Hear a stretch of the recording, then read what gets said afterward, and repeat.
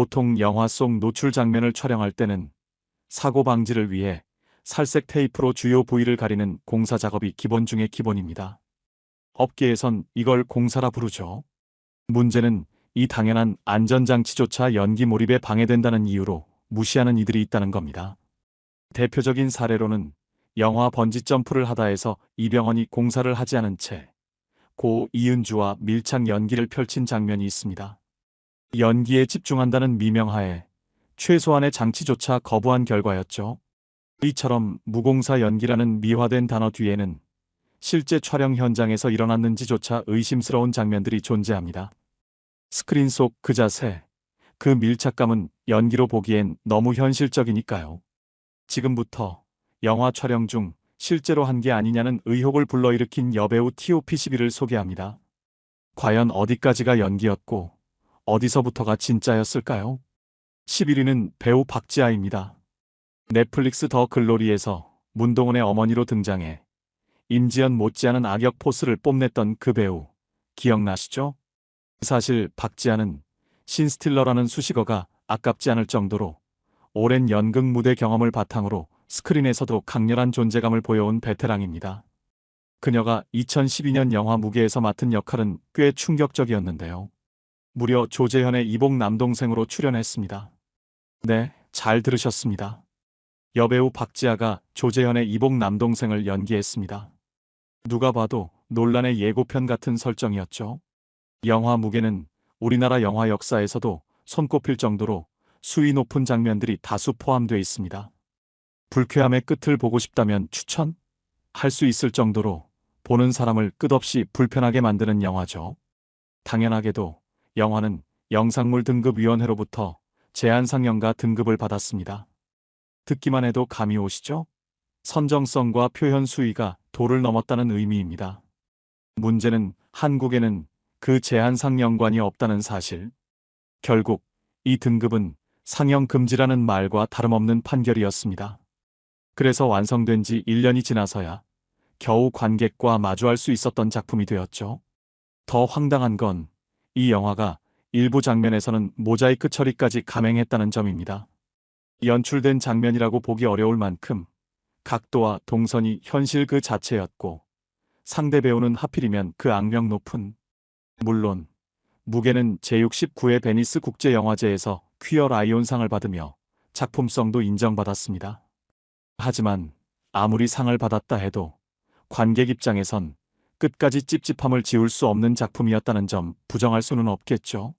10위는 2000년대 초반 파격이라는 단어를 등에 업고 등장했던 배우 이지현입니다. 당시 영화 미인에서 노출 수위 높은 연기로 단박에 화제의 중심에 섰죠. 그녀는 시대를 앞서간 볼륨감 넘치는 몸매로 이목을 끌었고 정작 영화 내용은 거의 없다시피 했기 때문에 제작사 입장에서는 결국 감독 여균동의 이름값과 이지현의 몸을 마케팅 포인트로 삼을 수밖에 없었습니다. 이쯤 되면 영화가 아니라 몸매 프로모션 영상이라는 말이 나와도 할 말 없겠죠. 실제 영화 속 전개도 남녀 주인공이 그저 육체에 집착하며 시간을 보내는 장면들로 채워졌고 스토리는 산산조각난 퍼즐처럼 끊어졌습니다. 감정선은커녕 대사조차 기억나지 않을 정도였으니까요. 이쯤 되면 둘이 실제로 한 거 아냐?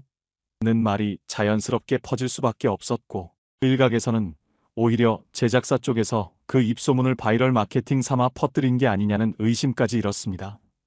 화제성이 곧 전략이었던 시대였으니까요. 그래도 제작비가 워낙 적게 들어간 덕에 관객 10만 명만으로도 손익분기점을 넘었다고 하니 그런 의미에선 철저히 계산된 노출이었던 셈이겠죠. 이후 남자 주인공 오지호는 드라마 환상의 커플로 스타의 반열에 올라섰지만 이지현은 안타깝게도 이렇다 할 차기작 성과 없이 점차 대중의 기억 속에서 희미해졌습니다.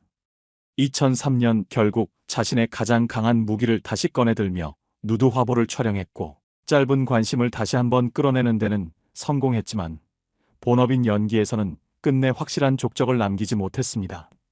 그리고 결혼과 함께 조용히 연예계를 떠나 현재는 캐나다에 거주 중이라고 전해집니다.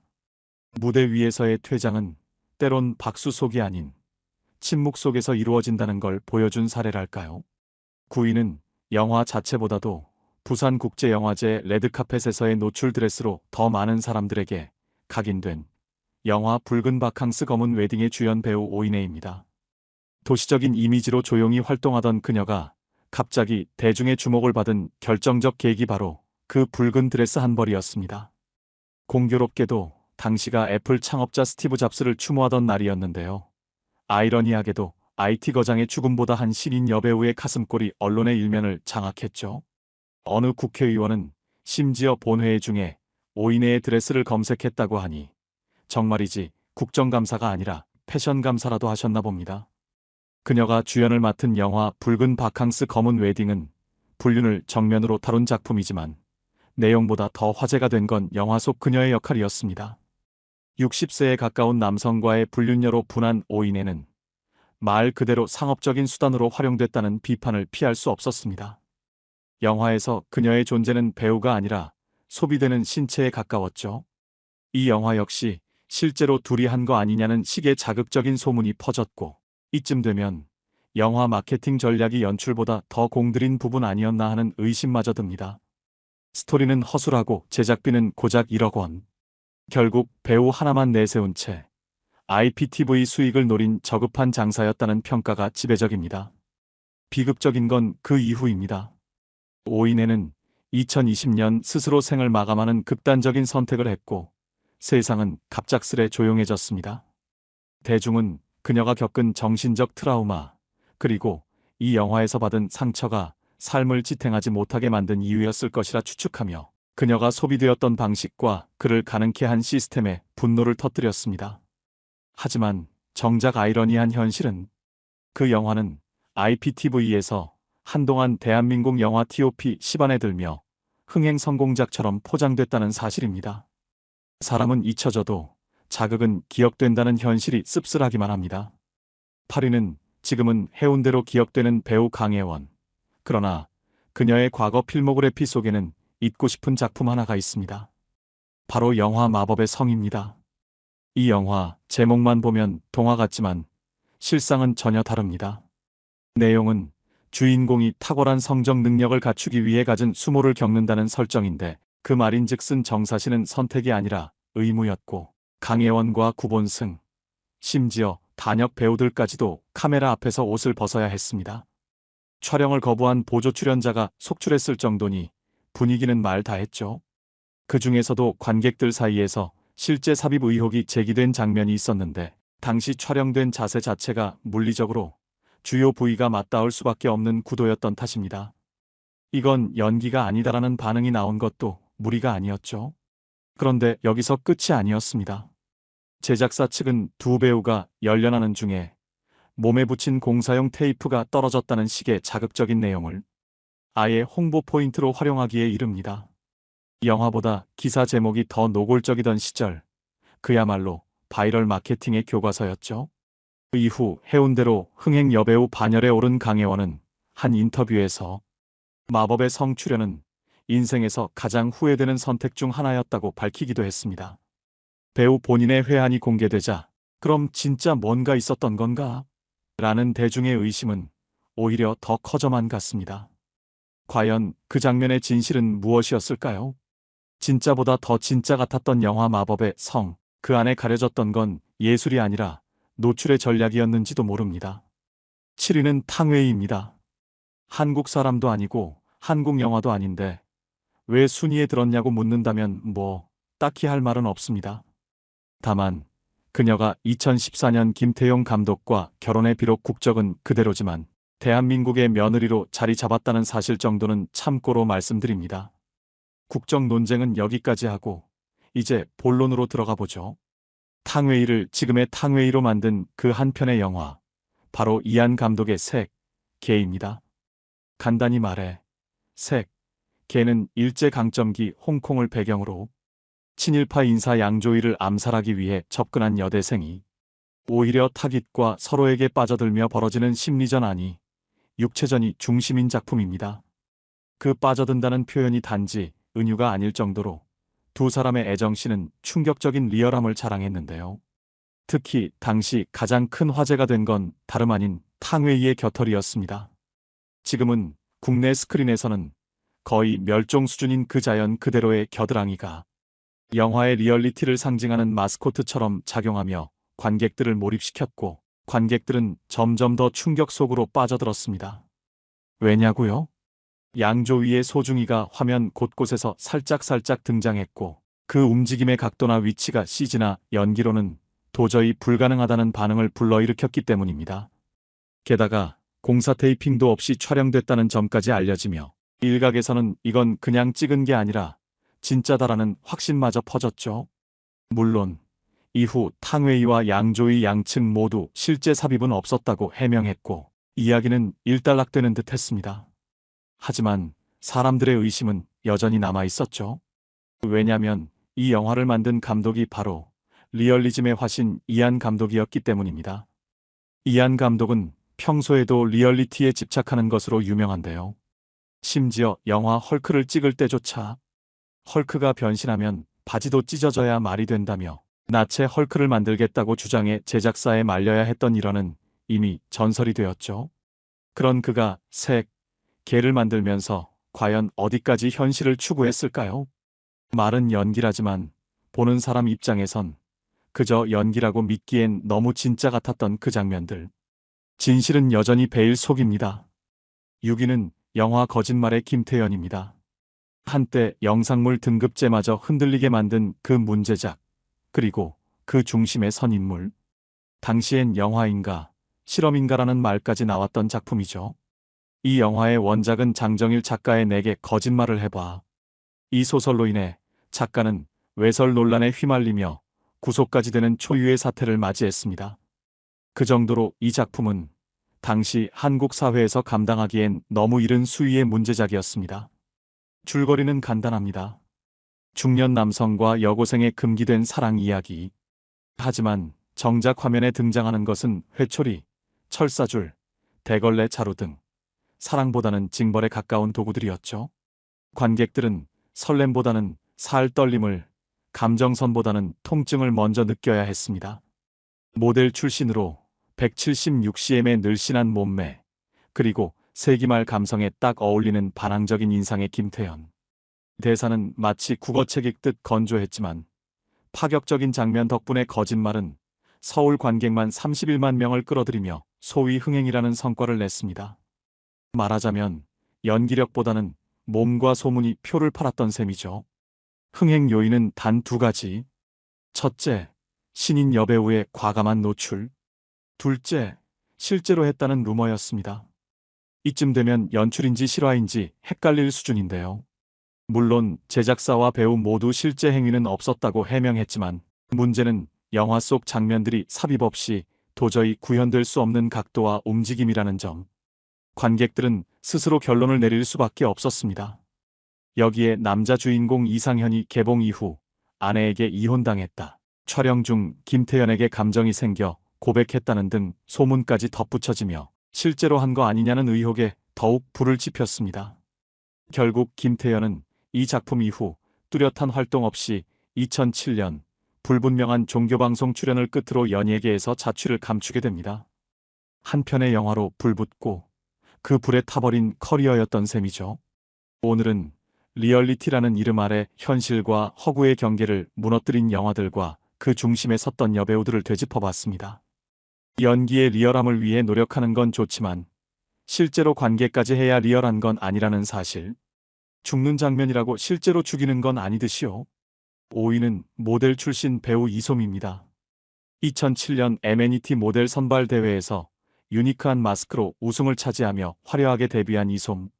하지만 모델로 시작한 그녀의 배우 커리어는 한동안 그리 화려하지 않았습니다.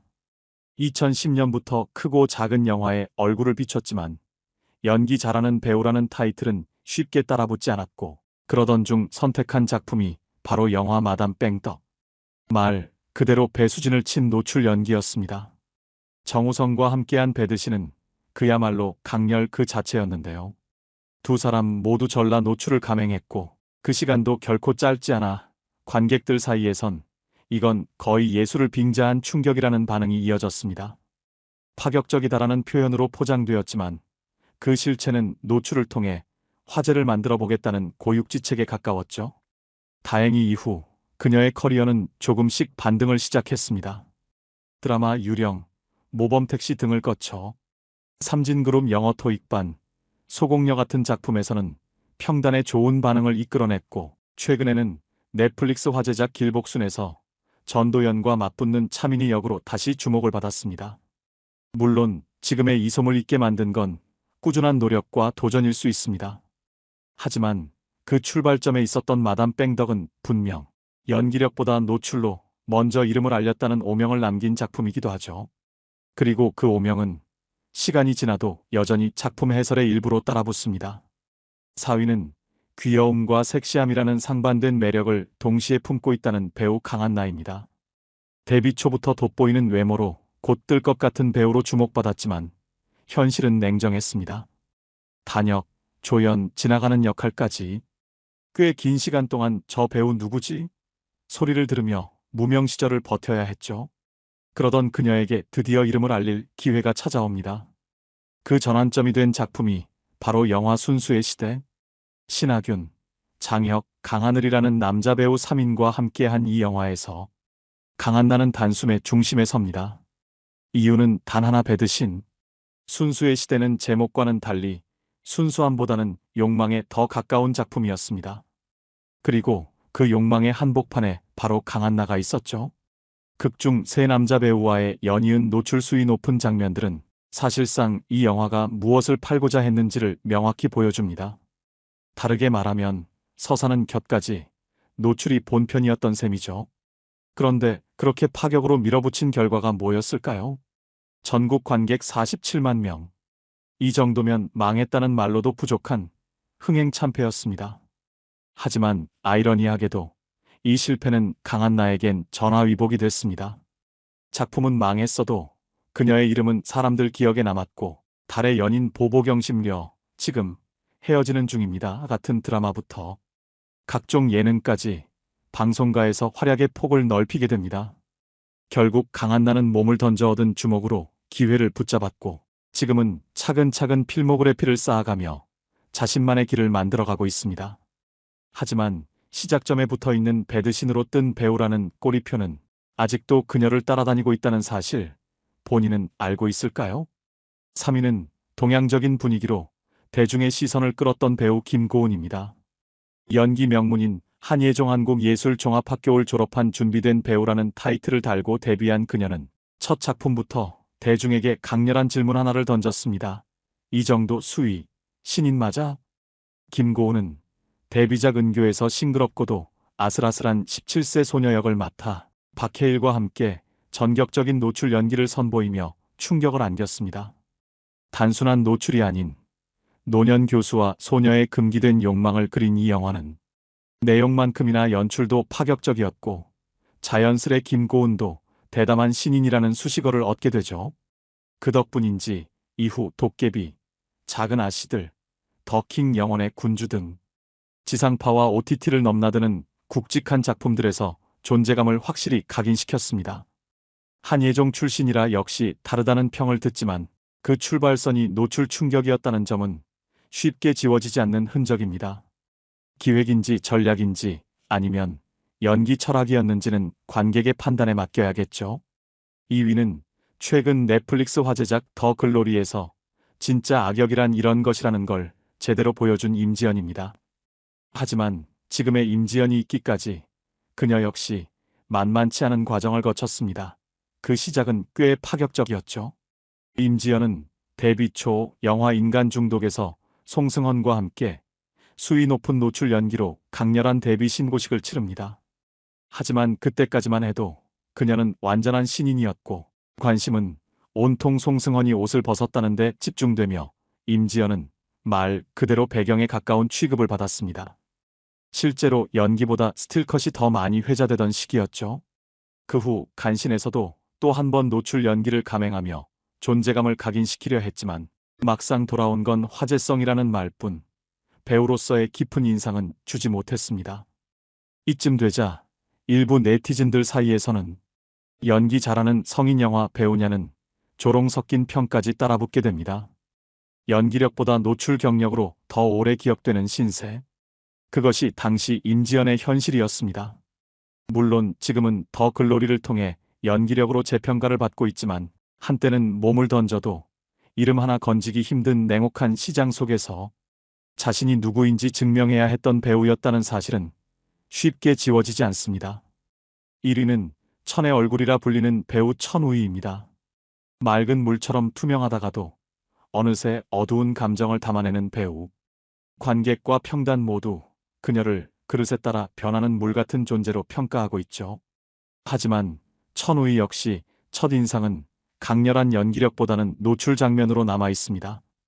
2011년 써니에서 일진 상미 역으로 폭발적인 존재감을 드러내기 전 이미 2009년 봉준호 감독의 영화 마더에서 대난 노출 연기를 소화한 바 있습니다. 극중 진구의 여자친구로 등장한 그녀는 거침없는 장면에서 신인답지 않은 수위를 보여주며 묘한 주목을 받았고 작은 역할이었지만 봉준호 작품이라는 덕에 화제성은 충분했습니다. 이후 독립영화 한공주에서 청룡영화상 여우주연상을 수상하며 본격적으로 진짜 배우로 인정받기 시작했고 곡성에서는 이름도 없는 무명이라는 캐릭터로 관객의 간담을 서늘하게 만들었습니다. 지금은 충무로가 주목하는 차세대 연기파 여배우로 확실히 자리 잡았죠. 다만 두 배우 모두 처음부터 연기력만으로 조명받은 건 아니었다는 공통점이 있다는 사실. 여전히 많은 여성 배우들이 연기력 이전의 노출 수위로 먼저 평가받는 현실은 연예계라는 이름 아래 씁쓸하게 남아 있습니다.